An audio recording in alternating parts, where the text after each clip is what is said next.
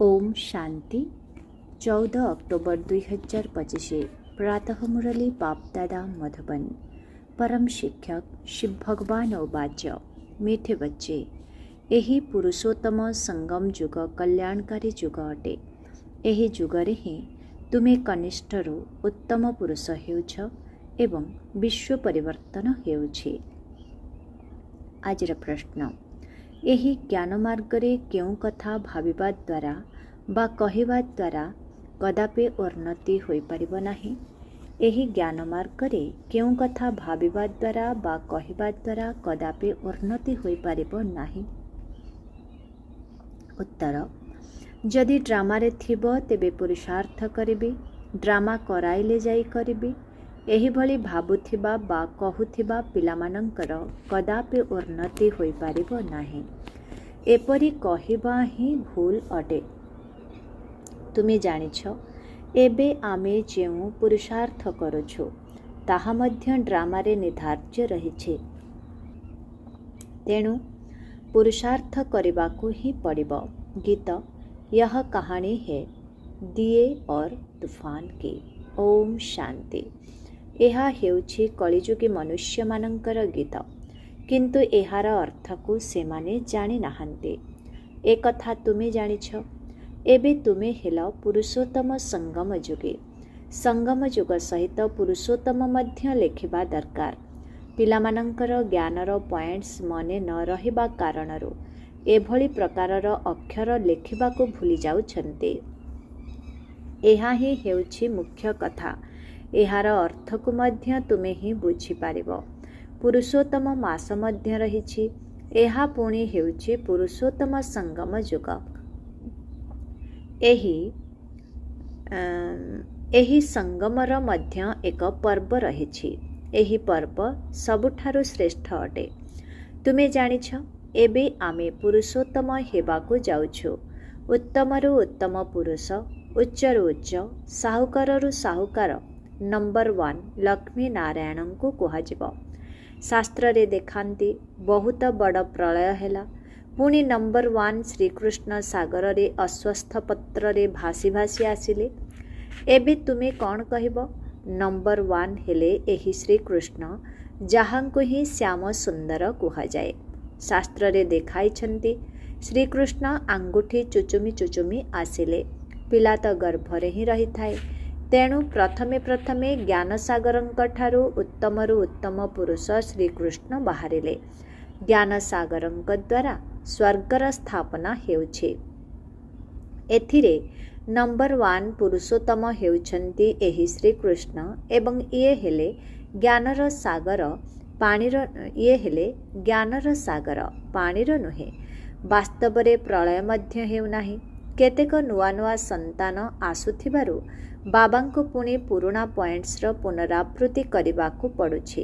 ସତ୍ୟଯୁଗ, ତ୍ରେତା, ଦ୍ୱାପର, କଳିଯୁଗ ଏହି 4ଟି ଯୁଗ ତ ରହିଛି।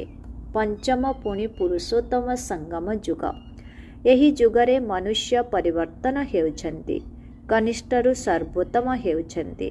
ଯେପରି ଶିବ ବାବାଙ୍କୁ ମଧ୍ୟ ପୁରୁଷୋତ୍ତମ ଅଥବା ସର୍ବୋତ୍ତମ କହୁଛନ୍ତି ନା। ସେ ହେଉଛନ୍ତି ପରମ ଆତ୍ମା, ପରମାତ୍ମା। ପୁଣି ପୁରୁଷମାନଙ୍କ ମଧ୍ୟରେ ଉତ୍ତମ ହେଉଛନ୍ତି ଏହି ଲକ୍ଷ୍ମୀ ନାରାୟଣ। ଏହାଙ୍କୁ ଏହିପରି କିଏ କରିଛନ୍ତି? ଏକଥା ତୁମେମାନେ ହିଁ ଜାଣିଛ। ପିଲାମାନେ ମଧ୍ୟ ବୁଝୁଛନ୍ତି। ଏହି ସମୟରେ ଆମେ ଏହିପରି ହେବା ପାଇଁ ପୁରୁଷାର୍ଥ କରୁଛୁ। ପୁରୁଷାର୍ଥ କୌଣସି ବହୁତ ବଡ଼ ନୁହେଁ, ବହୁତ ସାଧାରଣ ଅଟେ। ଅବଳା କୁବ୍ଜାମାନେ ବି ଶିଖୁଛନ୍ତି। ଯେଉଁମାନେ କିଛି ହେଲେ ଲେଖାପଢ଼ା ଜାଣି ନାହାନ୍ତି, ସେମାନଙ୍କ ପାଇଁ କେତେ ସହଜ କରି ବୁଝାଯାଉଛି। ଦେଖ, ଅହମ୍ମଦାବାଦର ଜଣେ ସାଧୁ କହୁଥିଲେ, ମୁଁ କିଛି ଖିଆପିଆ କରୁନାହିଁ। ଆଚ୍ଛା, ଯଦି କେହି ସାରା ଜୀବନ ଖିଆପିଆ ନ କରୁଛନ୍ତି, ପୁଣି କ'ଣ ହେଲା?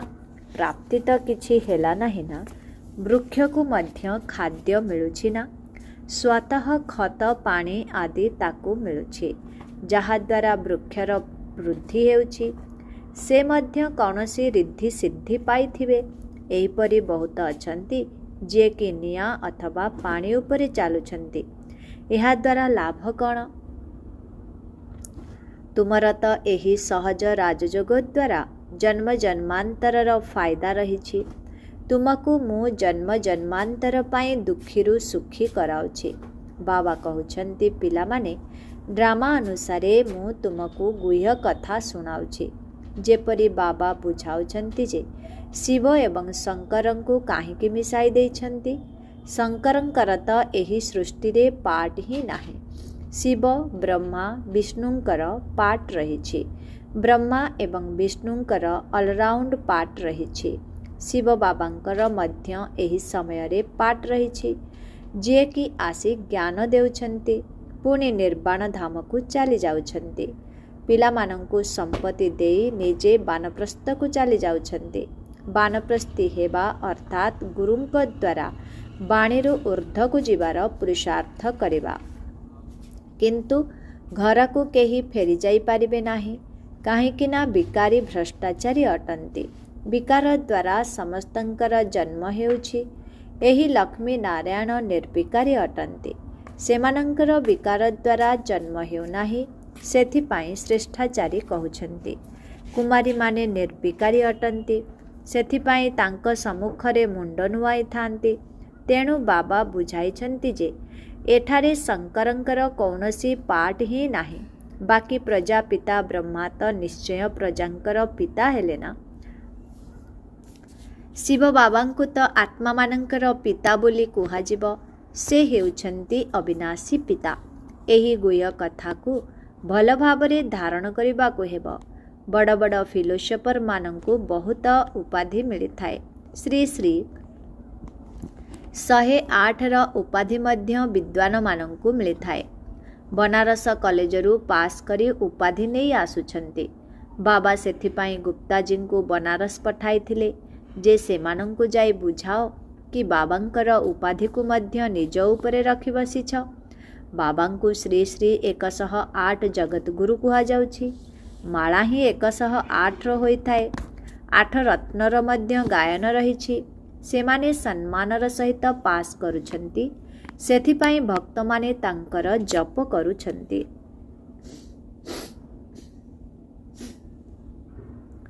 ପୁଣି ତାଙ୍କଠାରୁ କମ୍ 108ର ପୂଜା କରୁଛନ୍ତି। ଯଜ୍ଞ ରଚନା କଲେ କେହି 1000, କେହି 10,000, 50,000, ଲକ୍ଷେ ଶାଳଗ୍ରାମ ମଧ୍ୟ ତିଆରି କରିଥାନ୍ତି। ମାଟିରେ ତିଆରି କରି ପୁଣି ଯଜ୍ଞ ରଚନା କରିଥାନ୍ତି। ଯେତେ ଭଲରୁ ଭଲ ସେଟ୍, ବଡ଼ରୁ ବଡ଼ ସେଟ୍ ହୋଇଥିଲେ ଲକ୍ଷେ ତିଆରି କରିବେ। ବାବା ବୁଝାଇଛନ୍ତି ଯେ ମାଳା ତ ବଡ଼ ଅଟେ ନା। 16,108ର ମାଳା ତିଆରି କରୁଛନ୍ତି। ଏ କଥା ତୁମମାନଙ୍କୁ ବାବା ବସି ବୁଝାଉଛନ୍ତି। ତୁମେମାନେ ସମସ୍ତେ ବାବାଙ୍କ ସହିତ ଭାରତର ସେବା କରୁଛ। ବାବାଙ୍କର ପୂଜା ହେଉଛି, ତେଣୁ ପିଲାମାନଙ୍କର ମଧ୍ୟ ପୂଜା ହେବା ଦରକାର। ଏ କଥା ଜାଣିନାହାନ୍ତି ଯେ ରୁଦ୍ର ପୂଜା କାହିଁକି ହେଉଛି। ସମସ୍ତେ ତ ଶିବ ବାବାଙ୍କର ସନ୍ତାନ ଅଟନ୍ତି। ଏହି ସମୟରେ ସୃଷ୍ଟିର ଜନସଂଖ୍ୟା କେତେ ରହିଛି? ଏଠାରେ ଥିବା ସମସ୍ତ ଆତ୍ମା ଶିବ ବାବାଙ୍କର ସନ୍ତାନ ଅଟନ୍ତି ନା। କିନ୍ତୁ ସମସ୍ତେ ସହଯୋଗୀ ହେଉନାହାନ୍ତି। ବର୍ତ୍ତମାନ ତୁମେ ଯେତେ ଯୋଗ କରିବ ସେତେ ଶ୍ରେଷ୍ଠ ହେବ। ତୁମେ ପୂଜା ଯୋଗ୍ୟ ହେଉଛ। ଏପରି ଆଉ କାହାର ଶକ୍ତି ନାହିଁ ଯିଏକି ଏହି କଥା ବୁଝାଇବେ। ସେଥିପାଇଁ କହିଦେଉଛନ୍ତି ଈଶ୍ୱରଙ୍କର ଅନ୍ତ କେହି ହେଲେ ଜାଣିନାହାନ୍ତି। ବାବା ହିଁ ଆସି ବୁଝାଉଛନ୍ତି। ବାବାଙ୍କୁ ଜ୍ଞାନର ସାଗର କୁହାଯାଉଛି। ତେବେ ନିଶ୍ଚୟ ସିଏ ଜ୍ଞାନ ଦେଉଥିବେ ନା। ପ୍ରେରଣାର କଥା ତ ନାହିଁ। ଭଗବାନ କୌଣସି ପ୍ରେରଣା ଦ୍ୱାରା ବୁଝାଉଛନ୍ତି କି? ତୁମେ ଜାଣିଛ ତାଙ୍କ ପାଖରେ ସୃଷ୍ଟିର ଆଦି ମଧ୍ୟ ଅନ୍ତର ଜ୍ଞାନ ରହିଛି। ସେହି ଜ୍ଞାନ ସେ ତୁମମାନଙ୍କୁ ଶୁଣାଉଛନ୍ତି। ଏହି ନିଶ୍ଚୟତ ରହିଛି। ନିଶ୍ଚୟ ଥାଇ ମଧ୍ୟ ବାବାଙ୍କୁ ଭୁଲି ଯାଉଛନ୍ତି। ବାବାଙ୍କର ସ୍ମୃତି ହିଁ ହେଉଛି ଏହି ପାଠପଢ଼ାର ସାରାଂଶ। ଯୋଗର ଯାତ୍ରା ଦ୍ୱାରା କର୍ମାତୀତ ଅବସ୍ଥାକୁ ପାଇବା ପାଇଁ ପରିଶ୍ରମ କରିବାକୁ ପଡ଼ୁଛି। ଏଥିରେ ହିଁ ମାୟାର ବିଘ୍ନ ଆସୁଛି। ପାଠପଢ଼ାରେ ଏତେ ବିଘ୍ନ ଆସୁନାହିଁ। ଶଙ୍କରଙ୍କ ନିମନ୍ତେ କୁହନ୍ତି ଶଙ୍କର ଆଖି ଖୋଲିଲେ ବିନାଶ ହୁଏ। ଏହା କହିବା ମଧ୍ୟ ଠିକ୍ ନୁହେଁ। ବାବା କହୁଛନ୍ତି ନା ମୁଁ ବିନାଶ କରାଉଛି ନା ସେ କରୁଛନ୍ତି। ଏ କଥା ସମ୍ପୂର୍ଣ୍ଣ ଭୁଲ ଅଟେ। ଦେବତାମାନେ କ'ଣ ପାପ କରିବେ କି? ଏବେ ଶିବ ବାବା ବସି ଏହି କଥା ବୁଝାଉଛନ୍ତି। ଆତ୍ମାର ଏହି ଶରୀର ହେଉଛି ରଥ। ପ୍ରତ୍ୟେକ ଆତ୍ମା ନିଜସ୍ୱ ରଥ ଉପରେ ବସିଛନ୍ତି। ବାବା କହୁଛନ୍ତି, ମୁଁ ଏହାଙ୍କର ଶରୀରକୁ ଧାର ନେଉଛି, ସେଥିପାଇଁ ମୋର ଜନ୍ମକୁ ଦିବ୍ୟ ଅଲୌକିକ ବୋଲି କୁହାଯାଉଛି। ଏବେ ତୁମର ବୁଦ୍ଧିରେ 84 ଜନ୍ମର ଚକ୍ର ରହିଛି। ଜାଣିଛ ଯେ ଏବେ ଆମେ ଘରକୁ ଯାଉଛୁ, ପୁଣି ସ୍ୱର୍ଗକୁ ଆସିବୁ। ବାବା ବହୁତ ସହଜ କରି ବୁଝାଉଛନ୍ତି। ଏଥିରେ ହାର୍ଟଫେଲ୍ ହେବା ଅନୁଚିତ। କହୁଛନ୍ତି, ବାବା ଆମେ ପଢ଼ା ଲେଖା ଜାଣିନୁ, ମୁଖରୁ କିଛି ହେଲେ ବାହାରୁ ନାହିଁ। କିନ୍ତୁ ଏପରି ତ ହୁଏ ନାହିଁ। ମୁଖ ତ ନିଶ୍ଚୟ ଚାଲୁଛି। ଖାଇବା ସମୟରେ ମୁଖ ଚାଲୁଛି ନା, ବାଣୀ ବାହାରିବ ନାହିଁ, ଏ କଥା ତ ହୋଇପାରିବ ନାହିଁ। ବାବା ବହୁତ ସରଳ କରି ବୁଝାଇଛନ୍ତି। କେହି ମୌନରେ ରହିଲେ ମଧ୍ୟ ଉପରକୁ ଇସାରା କରିଦିଅନ୍ତି ଯେ ତାଙ୍କୁ ମନେ ପକାଅ। ଦୁଃଖହର୍ତ୍ତା ସୁଖକର୍ତ୍ତା ସେ ହିଁ ଏକମାତ୍ର ଦାତା ଅଟନ୍ତି। ଭକ୍ତି ମାର୍ଗରେ ମଧ୍ୟ ଦାତା ତ ବର୍ତ୍ତମାନ ସମୟରେ ମଧ୍ୟ ସେ ଦାତା ଅଟନ୍ତି। ପୁଣି ବାନପ୍ରସ୍ଥରେ ଶାନ୍ତି ହିଁ ଶାନ୍ତି ରହିଛି। ପିଲାମାନେ ମଧ୍ୟ ଶାନ୍ତିଧାମରେ ରହୁଛନ୍ତି। ଆତ୍ମାରେ ପାଠ ନିର୍ଦ୍ଧାର୍ଯ୍ୟ ହୋଇ ରହିଛି, ଯାହାକି ଅଭିନୟ କରୁଛି। ବର୍ତ୍ତମାନ ଆମର ପାଠ ହେଉଛି ବିଶ୍ୱକୁ ନୂଆ କରିବା। ତାଙ୍କର ନାମ ବହୁତ ଭଲ, ହେଭେନଲି ଗଡ୍ ଫାଦର। ବାବା ସ୍ୱର୍ଗର ରଚୟିତା ଅଟନ୍ତି। ବାବା କ'ଣ ନର୍କ ରଚନା କରିବେ କି? ପୁରୁଣା ଦୁନିଆ କେହି ରଚନା କରନ୍ତି କି? ଘର ସର୍ବଦା ନୂଆ ତିଆରି କରାଯାଇଥାଏ। ଶିବ ବାବା ବ୍ରହ୍ମାଙ୍କ ଦ୍ୱାରା ନୂଆ ଦୁନିଆ ରଚନା କରୁଛନ୍ତି। ଏହାଙ୍କୁ ପାଠ ମିଳିଛି। ଏହି ପୁରୁଣା ଦୁନିଆରେ ଯେଉଁ ମନୁଷ୍ୟମାନେ ରହିଛନ୍ତି, ସମସ୍ତେ ପରସ୍ପରକୁ ଦୁଃଖ ହିଁ ଦେଉଛନ୍ତି। ତୁମେ ଜାଣିଛ, ଆମେ ହେଲୁ ଶିବ ବାବାଙ୍କର ସନ୍ତାନ। ଏବେ ଶରୀରଧାରୀ ପ୍ରଜାପିତା ବ୍ରହ୍ମାଙ୍କର ପୋଷ୍ୟ ସନ୍ତାନ ହୋଇଛୁ। ରଚୟିତା ଶିବ ବାବା ଆମକୁ ଜ୍ଞାନ ଶୁଣାଉଛନ୍ତି, ଯିଏକି ନିଜ ରଚନାର ଆଦି ମଧ୍ୟ ଅନ୍ତର ଜ୍ଞାନ ଶୁଣାଉଛନ୍ତି। ଏହିପରି ହେବା ହିଁ ତୁମର ଲକ୍ଷ୍ୟ ଅଟେ। ମନୁଷ୍ୟମାନଙ୍କୁ ଦେଖ, କେତେ ଖର୍ଚ୍ଚ କରି ମାର୍ବଲର ମୂର୍ତ୍ତି ତିଆରି କରୁଛନ୍ତି। ଏହା ହେଉଛି ଈଶ୍ୱରୀୟ ବିଶ୍ୱବିଦ୍ୟାଳୟ, ୱାର୍ଲ୍ଡ ୟୁନିଭର୍ସିଟି, ଯାହା ମାଧ୍ୟମରେ ସାରା ୟୁନିଭର୍ସକୁ ପରିବର୍ତ୍ତନ କରାଯାଉଛି। ସେମାନଙ୍କର ସବୁ ଆସୁରୀ ଚରିତ୍ର ରହିଛି। ସେମାନେ ସମସ୍ତଙ୍କୁ ଆଦି ମଧ୍ୟ ଅନ୍ତ ଦୁଃଖ ଦେଉଛନ୍ତି। ଏହା ଈଶ୍ୱରୀୟ ୟୁନିଭର୍ସିଟି ଅଟେ। ଏହା କେବଳ ଗୋଟିଏ ହିଁ ଈଶ୍ୱରୀୟ ବିଶ୍ୱବିଦ୍ୟାଳୟ, ଯାହାକୁ ସ୍ୱୟଂ ଈଶ୍ୱର ଆସି ଖୋଲୁଛନ୍ତି, ଯାହାଦ୍ୱାରା ସାରା ବିଶ୍ୱର କଲ୍ୟାଣ ହେଉଛି। ତୁମମାନଙ୍କୁ ଏବେ ଭୁଲ ଏବଂ ଠିକ୍ର ଜ୍ଞାନ ମିଳୁଛି। ଆଉ କୌଣସି ମନୁଷ୍ୟ ନାହାନ୍ତି ଯିଏକି ଏ କଥା ବୁଝୁଥିବେ। ବାବା ହିଁ ରାଇଟିୟସ୍ ଅଟନ୍ତି, ଯିଏକି ଭୁଲ ଠିକ୍ ବୁଝାଇଥାନ୍ତି, ଯାହାଙ୍କୁ ସତ୍ୟ ବୋଲି କୁହାଯାଉଛି। ବାବା ହିଁ ଆସି ପ୍ରତ୍ୟେକଙ୍କୁ ରାଇଟିୟସ୍ କରୁଛନ୍ତି।